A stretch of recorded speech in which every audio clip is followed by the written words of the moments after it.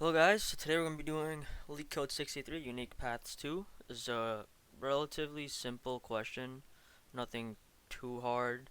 I guess if you have a bit difficulty with DP, it might be a bit hard. Other than that, it's nothing too difficult. But yeah, let's look at the question. You are given an m by n integer array grid.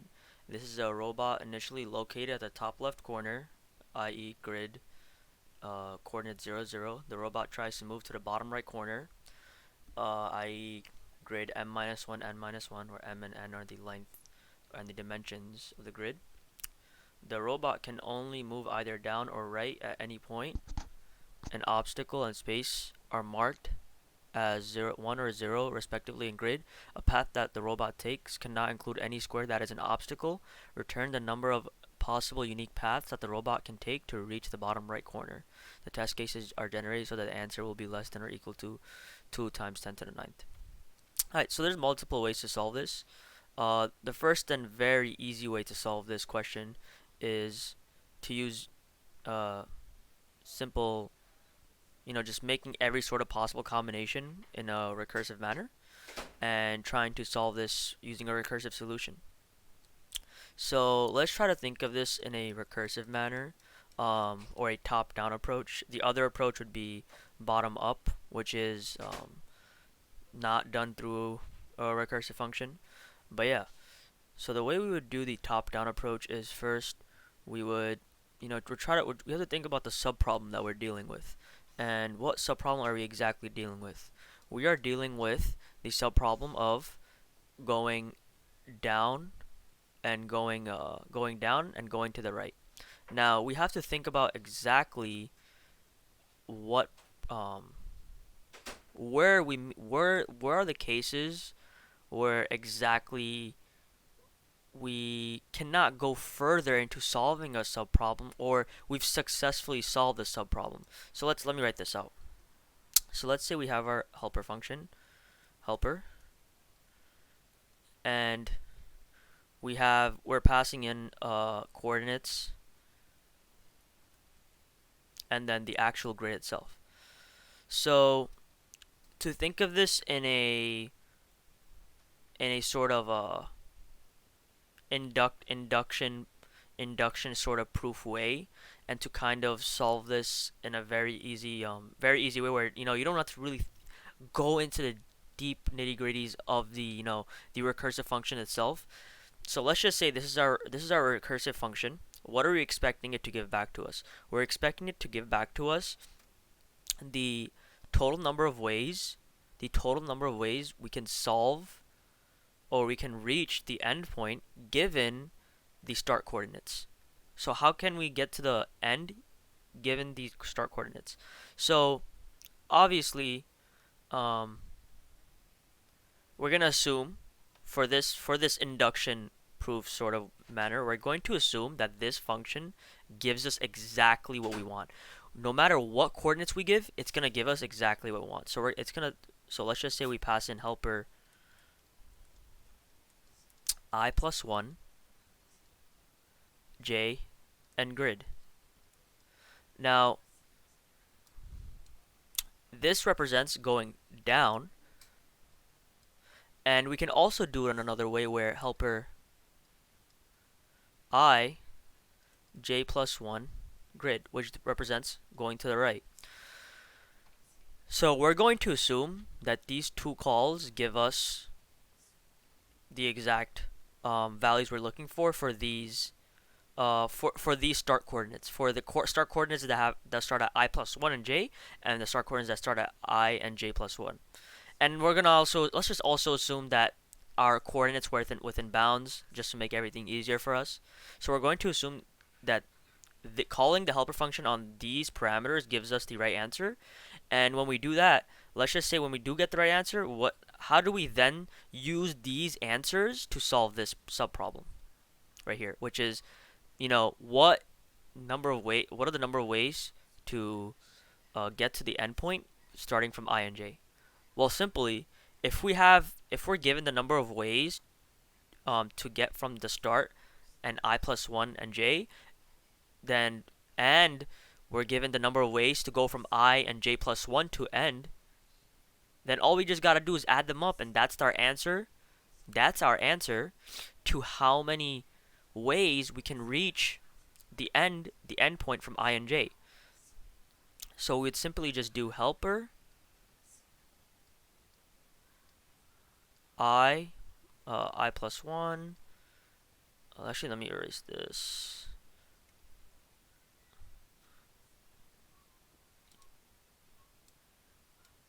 Yeah, let me erase this.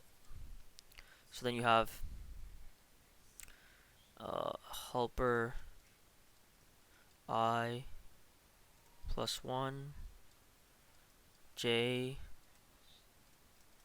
grid plus helper I j plus 1. Sorry for my commas, they're kind of look like j's themselves. Grand.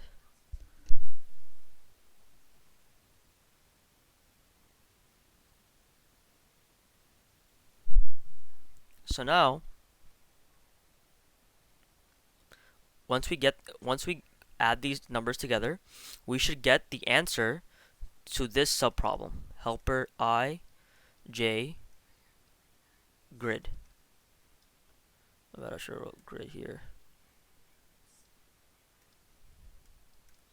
And again, I'm just going to reiterate why we should be getting why adding the answers to two of these calls should give us the answer to this original call is because, again, we're going to assume that our helper function, when we call it on whatever parameters, gives us the answer of the problem that we're looking for. So the problem that that the helper function solves is given a set of coordinates. It gives us a number of ways to get to the endpoint, and we're just assuming we're assuming we don't have the inner body of the function. We're just assuming it works, and that's essentially how we're getting this function done via proof by induction.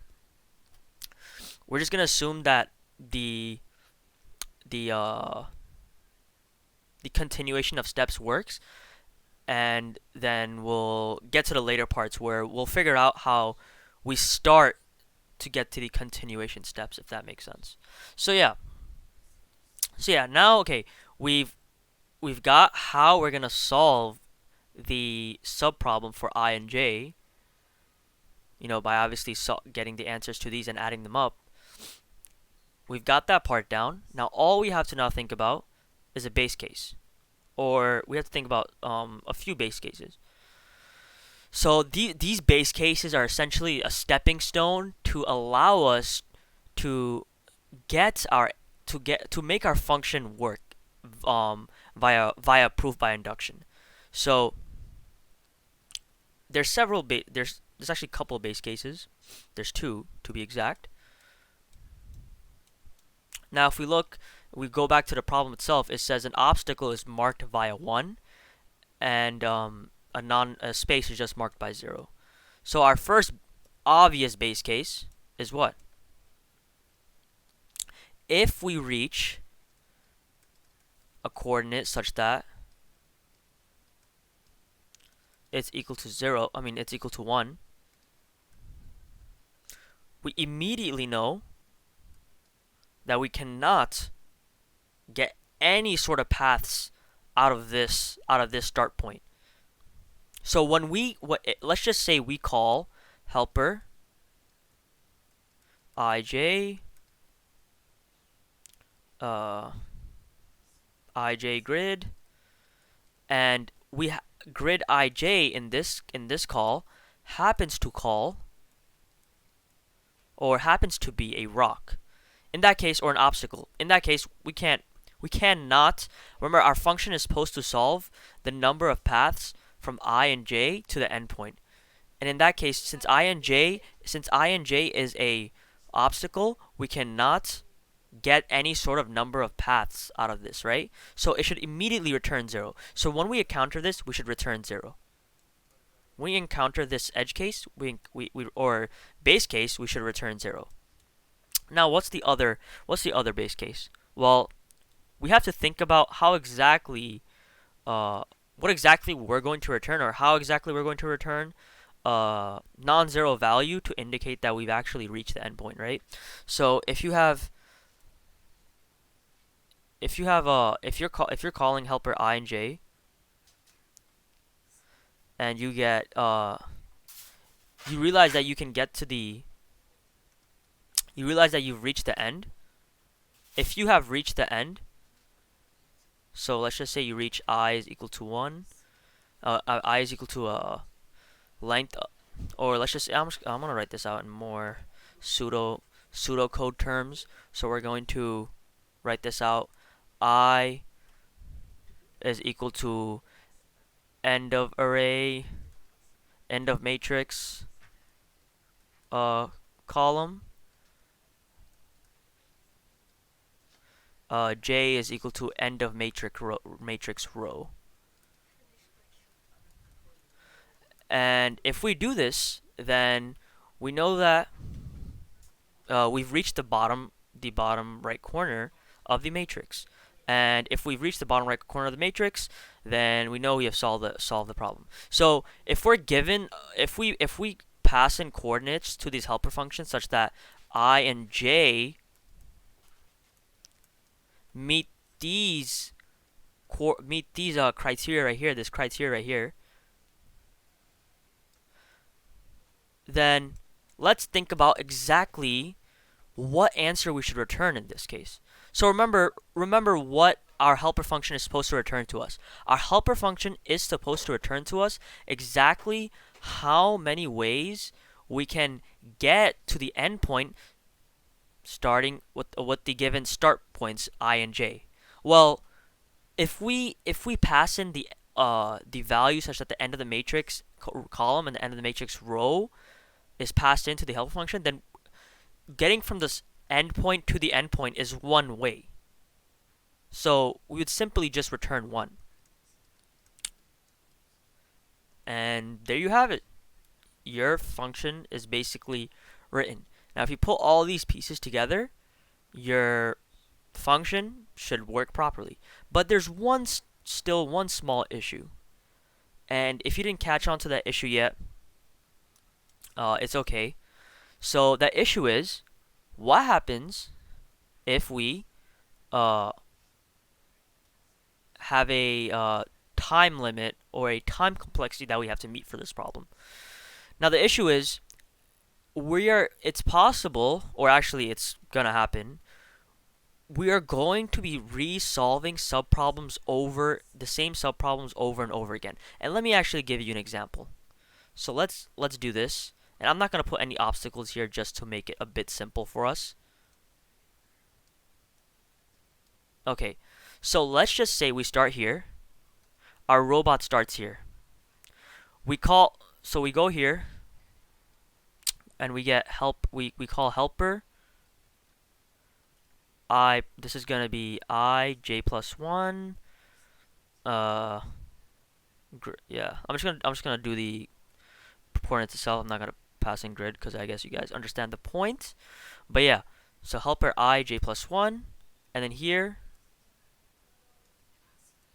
helper I plus 1 and j.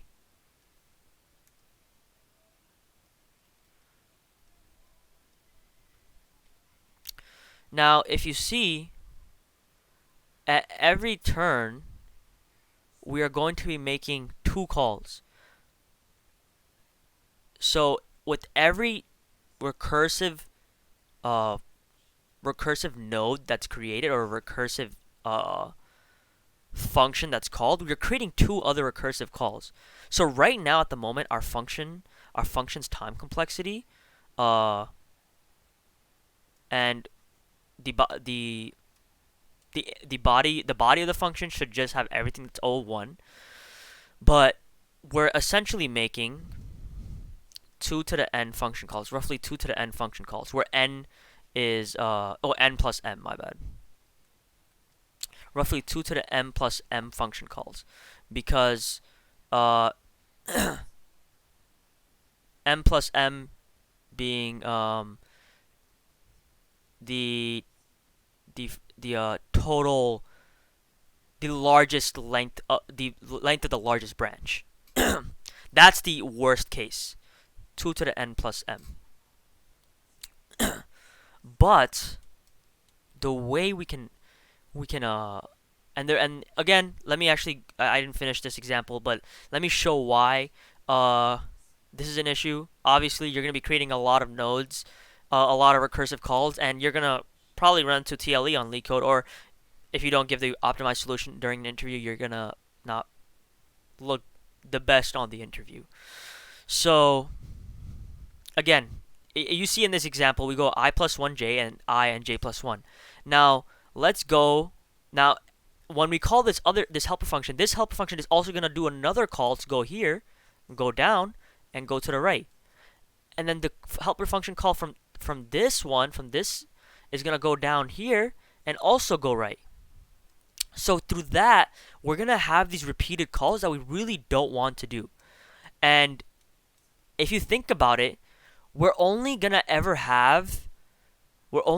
call the function 1, 2, 3, 4, 5, 6, 7, 8 unique times. There's only going to be ever 8 unique combination of parameters that go into this function.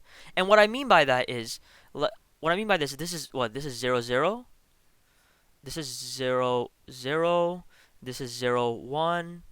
This is 0, 2.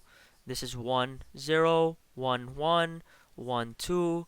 This is 2, 0, 2, 1, 2, 2. These are the only parameters that are only ever going to go. So what is the point of passing in the values 1, 1 into the helper function multiple times when we already have solved it before? Remember, our helper function is there to help us solve exactly how many ways is there to get to the endpoint given a specific start point. So and if we keep passing 1, 1 as a start point, we're going to be solving this problem over and over again that we don't want. We don't want to do that because we already solved it once. Let's keep that answer from before. So the way to optimize on this is we're going to create a array or another matrix of the same size, same exact dimensions, and what we're going to do is every time we've solved a subproblem or we've solved an answer, so every time we've solved a helper I and j, what we're going to do, we're going to take this answer and put it into our matrix. So the next time we see this answer, next time we see these start coordinates passed into the helper function, we already know the answer and we can return it to whoever needs it, right? So that's one way. And when we do that, our function just comes down to being O of n times n, m. And our space complexity, is also O of n times m. And yeah, that's the optimized solution if you take the recursive route. Now, there is also another way which is a bit less memory intensive, and may get you extra credit points, who knows, during the interview. But again, remember, we're using a recursive function here, so it's gonna be a bit more memory heavy, just because it's worst case, yes, it is O of n times m, because we have to create that matrix to store our answers or cache our answers in a sense. But then we also have the recursive function, which uses stack space to make the recursive function call. So we have n plus m plus roughly the max of n and m. And oh no, actually not the max, I lied. It is n plus m, n minus 1. And what I'm trying to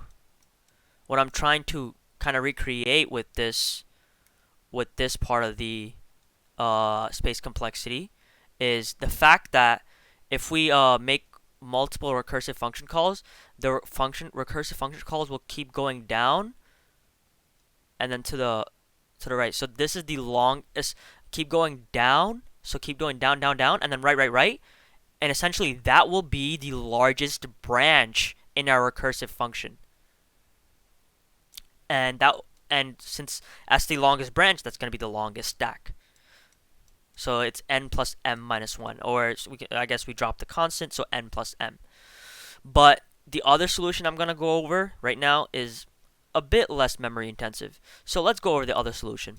I'm going to go over this quickly since we got the gist of the last solution. So again,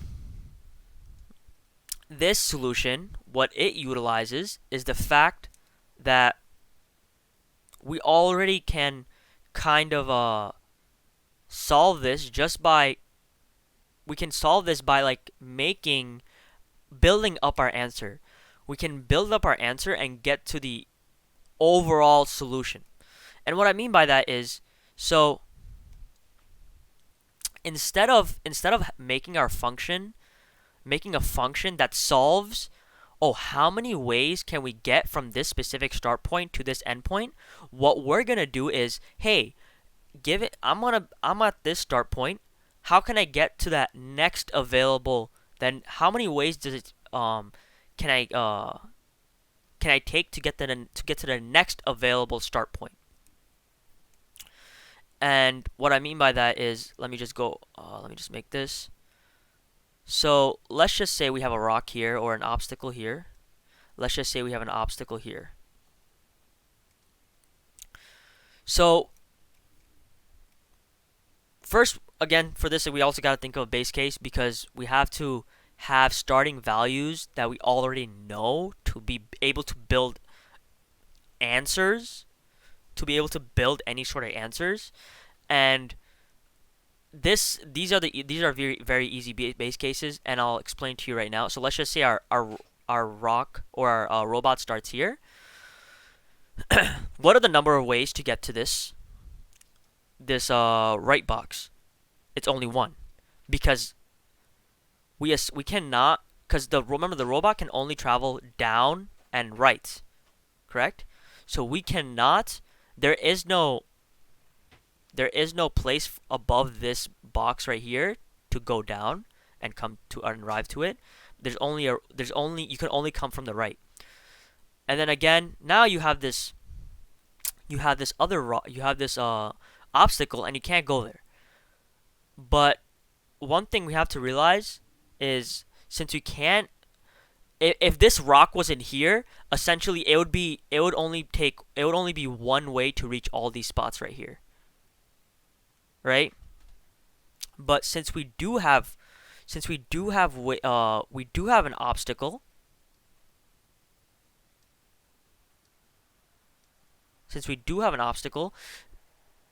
you can't get to this spot by coming from here or here or here, because remember, we can only go to the right or down, and there is no area to go from the right or to go from down to that and arrive on those spots. So it's just 0, 0. Now we have more base cases or base start spots, and these bottom ones right here, we can't come from the right. We can only go down. So it's 1. There's only one way to get there. And then same with this. There's only one way to get to this spot. And then lastly, we have an obstacle there. We can't get to that. It's just automatically 0. So now we filled up our base cases. We filled up boxes that we automatically know off the bat. Like we don't have to compute it using any sort of previous answers that we've made up. So now we're just gonna traverse through the remaining part of the array. We come to this part. We come to this. The robot comes here. So how does a robot know how many ways it takes to get to this square that it's on? Well, we just look up and to the left. Because if we came from this spot, we just go to the right, and we know that it's only one way to it takes one way to get to that. Plus it, and then we can come from the spot above us, because and that takes only one way to get that. So 1 plus 1 is 2. And then we keep repeating this process again. So now, how many ways can we get from the top? 0. How many ways can we get from the left? 2. There's 2 ways to get to here. And we can actually see this, we can actually draw this out too. Let me draw this out with a different color. So this 1, 2. I mean 1 and then 2. There 2. So you see that our math is working out to the way it should be. Again, let's repeat this. 0 plus 2, 2. 0 plus 2, 2. Now 3. And again, we can draw this out as to how.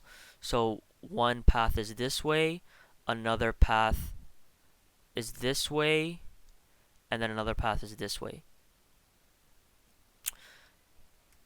Now 3 plus 2 is 5. 5 plus 2 is 7. 7 plus 2 is 9. And then 0 here, so 0 plus 3 is 3. 3 plus 5 is 8. 8 plus 7 is 15. 15 plus 9 is 24. So our answer would be 24. And we can also verify this 5. I'm just going to show you guys how we can also verify this 5. So we have, I'm going to use another color. Let's use this. So we have this one path right here. One path right here. 1, 2,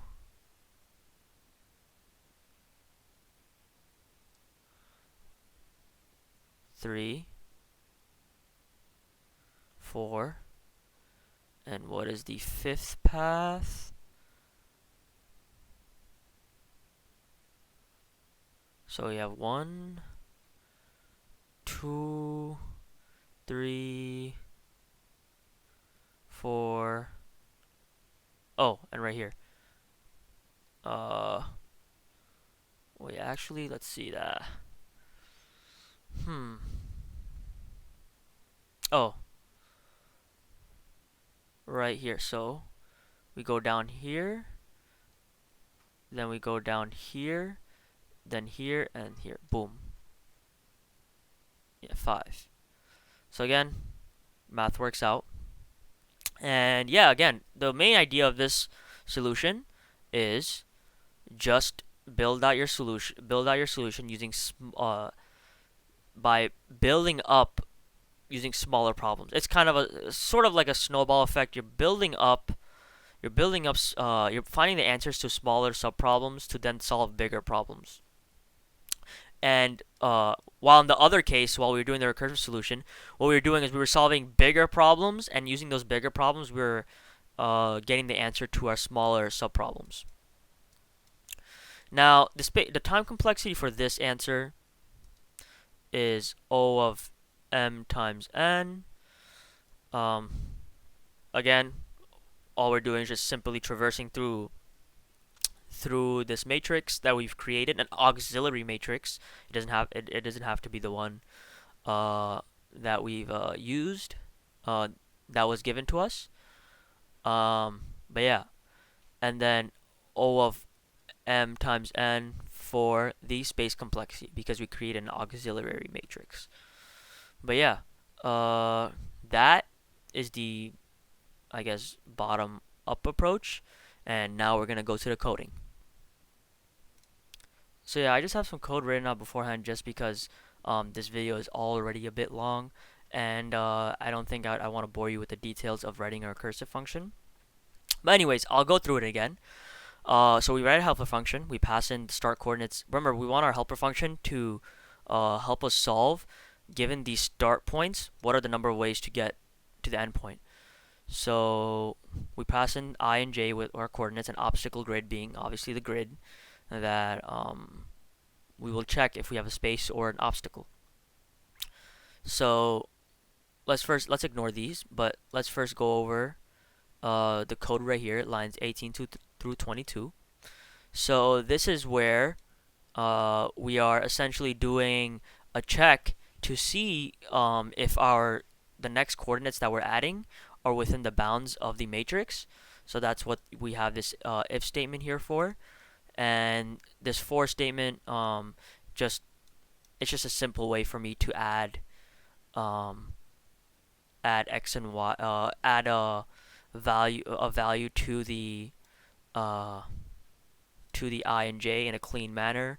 Tend to use this sort of manner of adding to matrix coordinates, and it's a really helpful style when you want to go in more than two directions. In this example, we only do down and right, but in other examples where we're doing bottom, right, top, left, you can just add um, more tuples to this with the appropriate values to add to your coordinates, and it all works instead of having to make multiple if statements. But yeah, anyways, uh, so this function just unpacks these tuples and then takes whatever values and adds them appropriately, and then to the I and the j, and then it checks if the I and j are within bounds. If so, we're going to call the helper function. And remember, this helper function, essentially what this is telling us is we're going to take whatever answer we can get from, if we go down or if we go to the right, we're going to take the answer of the number of ways we can go from starting from the right spot, and the number of ways we can go starting from the spot beneath us, and then we're going to add those together to get the number of ways we can get from the current coordinate to the endpoint. And then lastly, again, we have to think about the base cases, right? First base case: if we are given a start point such that the obstacle grid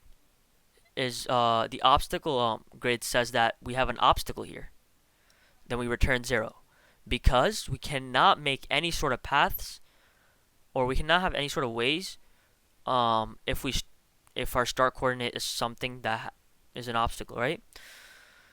And there's a wisdom to why we put this here first as well, and I'll explain a bit later. But anyways, the second base case is if I is equal to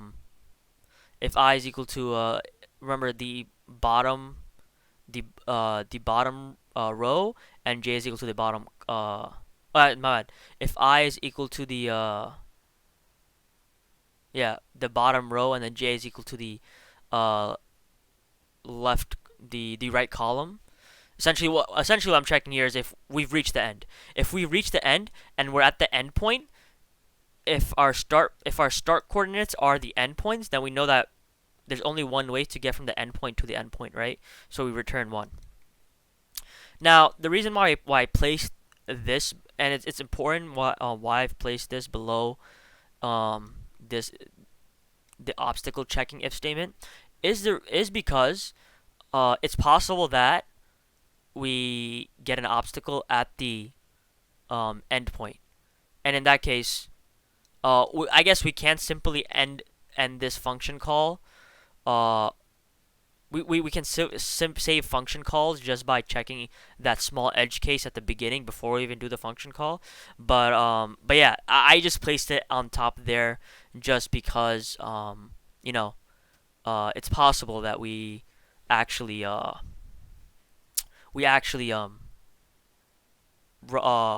get an obstacle at the endpoint. Now, the last part, which is one of the cool parts, is we have to then add a matrix in that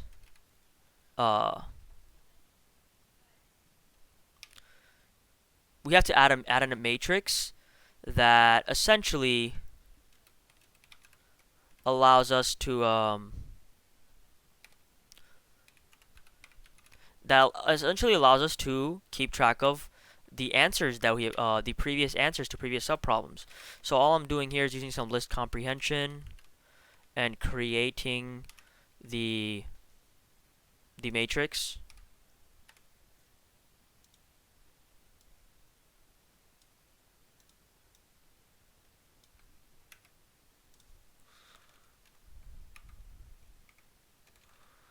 So this should give us our matrix. And then we're going to pass this matrix in. We're going to pass this matrix in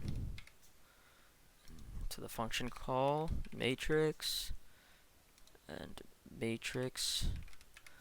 Now, before we do anything, before we actually make more function calls, what we're going to do is matrix ij, not if it's not equal to 0, return matrix I j. And what we're also going to want to do is when we get the answer to whatever function call we just made, we want to store that in matrix I and j before we return it. So yeah, now let's run this. So we get accepted. Now let's submit, and we get accepted. Yeah, so now let's go over the bottom up approach. Okay, so now we're back. So we already created the matrix to store our answers and to build them up. First, for loop, what we do is we create our base cases or fill them up. And here in this for loop, what we're doing is we're going to the right. So we're starting at we're in the first run. We're just going to the right. The second one, we keep going down, and we just keep going down, and we fill up our base cases. And here, if you look in both if statement, in both for loops, we have an if statement that checks if it's an obstacle. If it's an obstacle, we break. And if it's an obstacle, and reason why we break is because we don't have to no longer set anything. In this case, since we're going down, we don't have to no longer set anything that's below that obstacle to 1, because again, we went over why we can't reach it. And the same thing for this. If we're going to the right and we reach an obstacle, there's no longer a way to reach anything further to the right of the obstacle. And it's just automatically set to 0 because of the way we originally made the matrix. And then finally, we go through the inner part of the matrix and fill up the rest of the matrix. And if you look, we start from the inner part 1 to the length of the matrix, and 1 length of the matrix. One other thing we do is we check if the current spot we're at is not an obstacle. If it's not an obstacle, remember, it just stays at 0, because if we're at an obstacle, there's no ways to get to that, so it's just 0. But if it's not an obstacle, then the number of ways to get to that spot is by looking up and looking to the left, and that's what we do here. We take the value from the up and take the value to the left and add them together, and then set them to the current matrix. And then finally, we just return it, and we get matrix negative, and we just return a matrix the bottom right value. So we run this, and boom, if you look, we have passed it. So yeah, thank you guys for watching, and see you next time.